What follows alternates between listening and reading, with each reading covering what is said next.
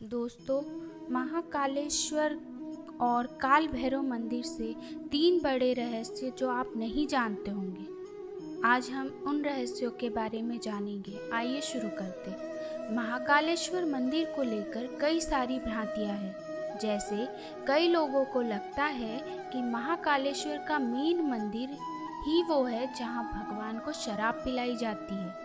लेकिन मैं आपको बता दूं कि ये 2 अलग-अलग मंदिर हैं। ये मंदिर बहुत दूर नहीं है और कहा जाता है कि इस मंदिर के गर्भगृह में एक गुफा है जो महाकाल मंदिर से जुड़ी हुई है। जहाँ भैरव बाबा का मंदिर अपने आप में प्रसिद्ध है, वहीं महाकाल मंदिर से जुड़े भी कई रहस्य हैं। आज हम आपको महाकाल मंदिर से जुड़े 3 गहरे रहस्यों के बारे में बताने जा रहे हैं। उज्जैन के महाकालेश्वर मंदिर और काल भैरव के मंदिर के बारे में तो आप जानते ही होंगे। काल भैरव का मंदिर देश का ही नहीं बल्कि दुनिया का एकमात्र ऐसा मंदिर है जहां भगवान शिव को शराब पिलाई जाती है और जहां पूरी दुनिया में मंदिरों के आसपास शराब आदि की दुकानें हटाई जाती है। वहीं दूसरी ओर महाकाल के मंदिर परिसर से लेकर इसके रास्ते तक में बहुत सारी शराब की दुकानें लगवाई गई है। और यही नहीं, यहाँ प्रसाद बेचने वाले लोग भी शराब अपने पास रखते। 12 ज्योतिर्लिंगों में से एक महाकालेश्वर का शिवलिंग स्वयंभू माना जाता है। आज तक ये कोई भी नहीं जानता कि भगवान शिव को मदिरा पिलाने का रिवाज कब से आया और आखिर इतनी शराब जो भगवान शिव पीते हैं वो जाती कहाँ है। पहला रहस्य महाकाल के नाम का रहस्य है, क्योंकि महाकाल में भस्म आरती होती है और ये कहा जाता है कि पहले यहाँ जलती हुई चिता की राख लाकर पूजा की जाती थी। इसलिए माना जाता था कि महाकाल का संबंध मृत्यु से है, पर यह पूरा सच नहीं है।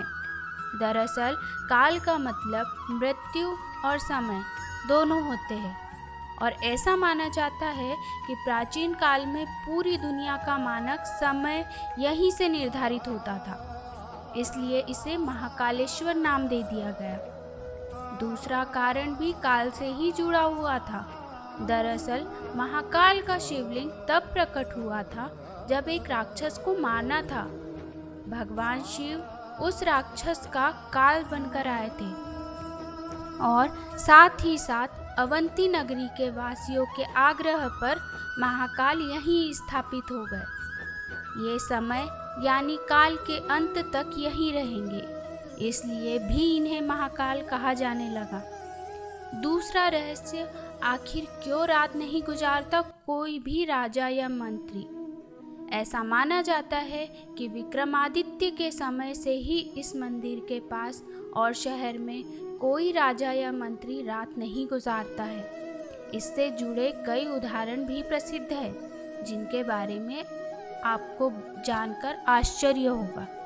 दरअसल लंबे समय तक कांग्रेस और फिर भाजपा सांसद ज्योतिरादित्य सिंधिया, जो ग्वालियर के राजा भी है, वो भी आज तक यहाँ रात को नहीं रुके। इतना ही नहीं, देश के चौथे प्रधानमंत्री मोरारजी देसाई भी जब मंदिर के दर्शन करने के बाद रात में यहाँ रुके थे तो उनकी सरकार अगले ही दिन गिर गई थी। ऐसे ही कर्नाटक के मुख्यमंत्री वीएस येदियुरप्पा भी जब उज्जैन में रुके थे तो उन्हें कुछ ही दिनों के अंदर इस्तीफा देना पड़ा था। इस रहस्य को कुछ लोग संयोग मानते हैं तो कुछ लोगों के मुताबिक एक लोक कथा के अनुसार भगवान महाकाल ही इस शहर के राजा है और उनके अलावा कोई और राजा यहाँ नहीं रोक सकता। तीसरा रहस्य भस्म आरती को लेकर भी है। भस्म आरती की कहानी शिवलिंग की स्थापना से ही देखी जाती है। दरअसल प्राचीन काल में राजा चंद्रसेन शिव के बहुत बड़े उपासक माने जाते थे। एक दिन राजा के मुख से मंत्रों का जाप सुन एक किसान का बेटा भी उनके साथ पूजा करने गया। लेकिन सिपाहियों ने उसे दूर भेज दिया। वो जंगल के पास जाकर पूजा करने लगा और वहाँ उसे एहसास हुआ कि दुश्मन राजा उज्जैन पर आक्रमण करने जा रहे हैं और उसने प्रार्थना के दौरान ही ये बात पुजारी को बता दी। ये खबर आग की तरह फैल गई और उस समय विरोधी राक्षस दूषण का साथ लेकर उज्जैन पर आक्रमण कर रहे थे।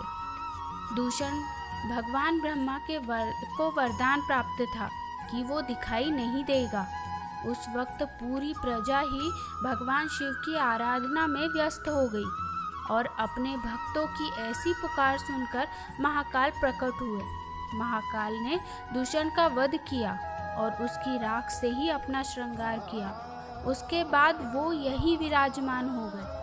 तब से भस्म आरती का विधान बन गया। ये दिन की सबसे पहली आरती होती है। शिव पुराण के अनुसार कपिला गाय के गोबर के कंडे के साथ शमी, पीपल, पलाश, बेर के पेड़ की लकड़ियाँ, अमलतास और बरगद के पेड़ की जड़ को एक साथ जलाया जाता है।